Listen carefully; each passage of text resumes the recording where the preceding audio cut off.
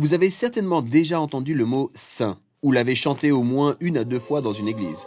Pour la plupart des gens, cette idée traduit le seul fait d'être une personne de bonne moralité. Donc, Dieu est saint parce qu'il est moralement parfait. Oui, c'est vrai dans un sens. Mais dans la Bible, l'idée de sainteté est bien plus vaste et plus riche. Et plus concrètement, ce terme décrit le fait que Dieu est la force créatrice de tout l'univers. Il est dans l'absolu le seul être capable de créer un monde rayonnant d'une telle beauté. Autant de caractéristiques qui font de Dieu un être à part, donc le qualifient d'unique. Ce qui est le sens véritable du mot saint.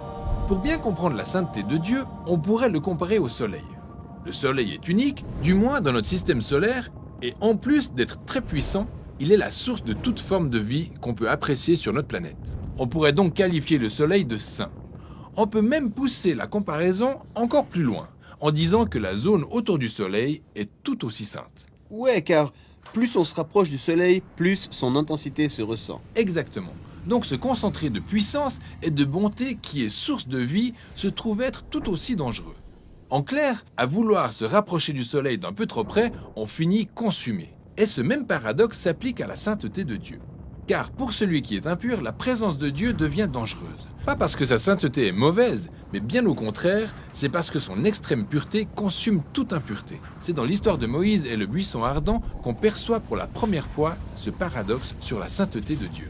Dieu dit à Moïse d'ôter ses sandales parce qu'il se tient sur une terre sainte. Et Moïse se couvre le visage terrifié. Dieu dit « Ne t'approche pas d'ici ». C'est plutôt intense. En fait, l'intensité de la sainteté de Dieu est mieux développée dans le récit lié au temple d'Israël, qui était le lieu par excellence où résidait la sainte présence de Dieu.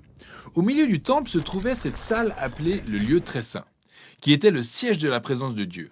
Ainsi, pour tout Israélite vivant tout près du temple, ou tout sacrificateur officiant dans le temple, le fait d'être à proximité de la sainte présence de Dieu pouvait être dangereux.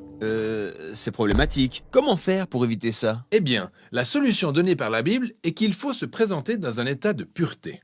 Quoi? La pureté? Comme dans la pureté morale? C'est ça. C'est assez facile à comprendre, mais la Bible s'attarde beaucoup plus sur un autre genre de pureté. La pureté rituelle. Ça consiste à éviter tout contact avec ce qui est relié à la mort, comme de toucher aux personnes atteintes de maladies de la peau, ou aux cadavres, ou même à certains fluides corporels. Tout cela vous rend impur. Devenir rituellement impur n'est pas un péché en soi. Ce qui est dangereux, c'est de s'aventurer dans la présence de Dieu dans un état d'impureté. C'est pourquoi Dieu a donné aux Israélites les instructions très claires pour identifier les différents états d'impureté, ainsi que les étapes de purification leur permettant de retourner à nouveau dans le temple. C'est bien ce dont il est question dans le livre de Lévitique. Exact.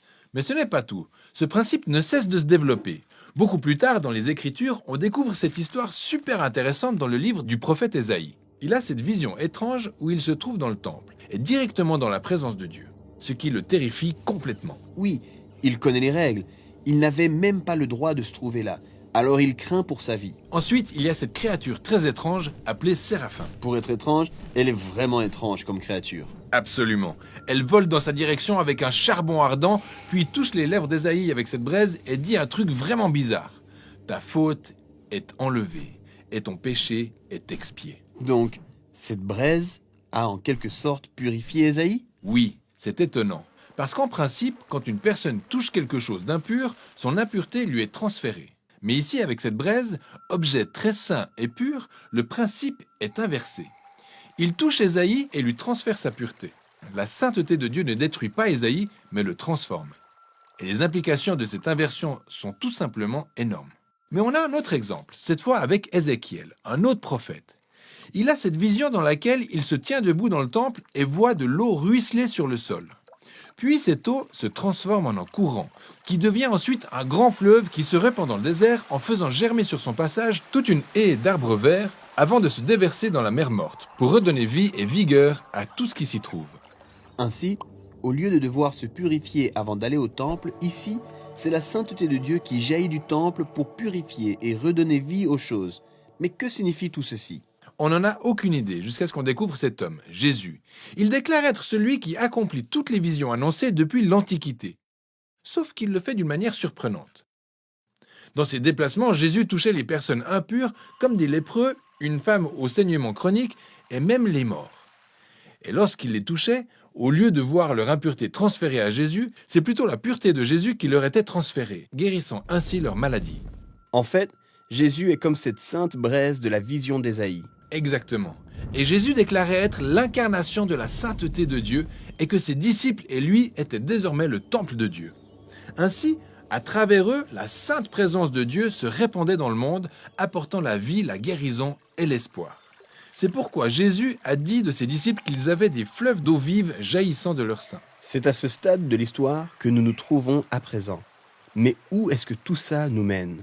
Eh bien, les dernières pages de la Bible s'achèvent sur une dernière vision liée à la sainteté de Dieu, et cette fois elle est rapportée par un dénommé Jean. Dans sa vision, on voit le monde entier complètement renouvelé et toute la terre qui sert désormais de temple à Dieu. Il y a aussi le fleuve d'Ézéchiel qui ruisselle depuis la présence de Dieu pour imprégner toute la création, ôter toute impureté et tout ramener à la vie.